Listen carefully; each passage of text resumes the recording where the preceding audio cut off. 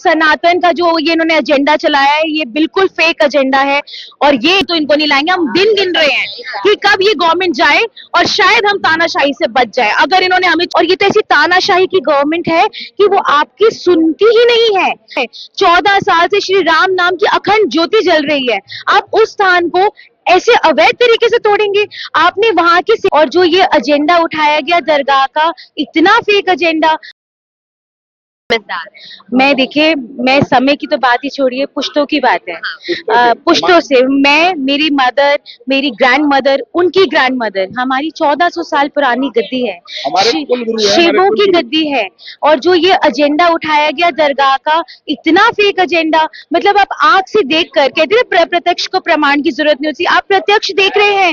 बाहर शिव जी की मूर्ति लगी है, यहाँ पे जब नवरात्रे होते हैं पूरी जल और भंडारे की सेवा महाराज जी की तरफ से दी जाती है कि जितने दर्शनार्थी आ रहे हैं उनकी सेवा की जाए, कि सनातनियों की सेवा की जाए।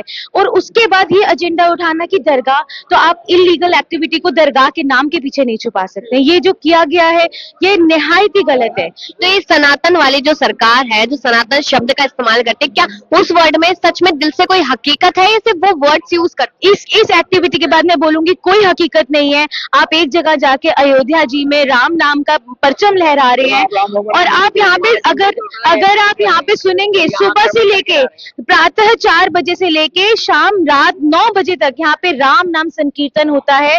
हमारे महाराज जी की महिमा है, 14 साल से श्री राम नाम की अखंड ज्योति जल रही है, आप उस स्थान को ऐसे अवैध तरीके से तोड़ेंगे। आपने वहां के सेवादारों को, औरतों को आपने मारा, घसीटा, और उसके बाद मंदिर की आपने, चलिए अगर आप कह रहे हैं आप डिमोलिश कर रहे हैं, डिमोलिश के लिए आप मुझे ये बताएं, लाइट, हमारी बिजली, पानी, ये सब काटने का क्या मतलब था? हमारे निजी सामान को क्यों हट किया गया?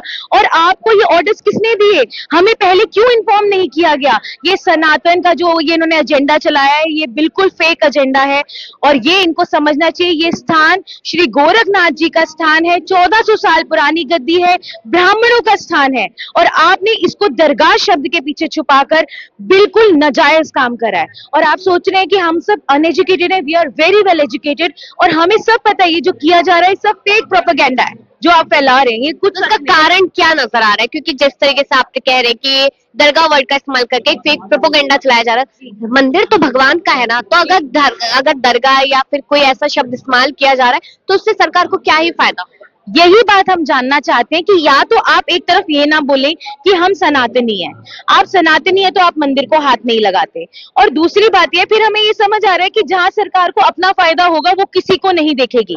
दैट मीन्स ये सब जो हमें समाज को समझाया गया, जिसके कारण हमसे वोट लिए गए कि हिंदू राष्ट्र आएगा, हिंदू समाज बनेगा, तो उसका कोई लेना देना नहीं था। जहां गवर्नमेंट को अपना फायदा दिखेगा, और ये तो ऐसी तानाशाही की गवर्नमेंट है कि वो आपकी सुनती ही नहीं है। एटलीस्ट दूसरी गवर्नमेंट में आप याचिका दायर करते तो उसकी सुनवाई होती थी, अब तो आपकी सुनवाई भी नहीं है। तो ऐसी गवर्नमेंट को आप बताइए कि हमें जरूरत ही क्या है? हम तानाशाह तो अपने लिए नहीं चाह रहे हैं, हम इसको नॉर्थ कोरिया नहीं बनाना चाह रहे हैं। ये तो नॉर्थ कोरिया का राज है कि आप जाएंगे, जो आपके ऑर्डर्स हो गए, तो पहले का है ना लगभग 45, तो हाँ, लेकिन कह रहे हैं कि एमसीडी कह रही है कि अवैध निर्माण था तो हटाना था। ये एमसीडी ने तो ऐसे कितने ही मंदिर तोड़वा दिए, ये कोई हमारी नई बात नहीं है। एमसीडी और इस गवर्नमेंट की तो ये प्रथा हम देखते आए हैं, जो इनको जगह चाहिए होती है वो अवैध हो जाती है। तो हमने ये प्रथा कोई पर हमें नहीं पता, जब अपने पे बीतती है तो समझ आता है। फिर मुझे दूसरी बात ये समझ आई कि जब कहा जाता है सनातन का, हम पहला बचपन से क्या पढ़ते हैं, दया धर्म का मूल है, पर जब यहाँ पे सब कार्यवाही हो रही थी तो बाहर जो बैठी थी, आप लोगों के पास इनफ वीडियोस होंगी, सब फैमिलीज थी, अच्छे फैमिलीज की औरतें, बच्चे, लड़के थे, उनको कैसे घसीटा गया, प्रशासन से कैसा व्यवहार हमें मिला। अगर हम उन्हें बात करने के लिए कह रहे हैं तो बालों से पकड़कर औरतों को घसीटा जा रहा है।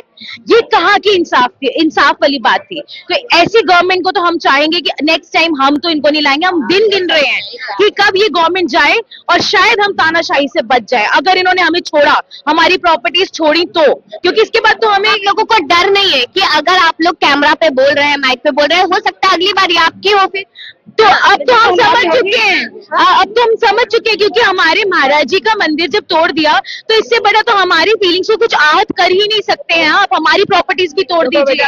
मैं सभी गुरुओं का रिस्पेक्ट करती हूँ, पर आपने ये देखा होगा योगी आदित्यनाथ जी के कहने से पहले शायद हमारे स्थान के बारे में कोई जानता भी नहीं था, क्योंकि हमारे श्री महाराज जी का ये कहना है कि हमारा मकसद प्रचार नहीं है, तो हम हमारे प्रचारक गुरु नहीं है। ये जब मीडिया में इसलिए उछला है क्योंकि ये इन्होंने बहुत अवैध काम किया है। ये प्रशासन जो चला रही है कि अवैध कब्जा है, उन्होंने अवैध काम किया है। ये जो तोड़ा है ये अवैध है, ये अतिक्रमण है, और इसका मैं कड़े शब्दों में, जिस शब्दों में विरोध हो सकता है हम सब करेंगे, और ये हम तब तक लड़ेंगे कि हमारे महाराज जी का स्थान उन्हें मिलना चाहिए।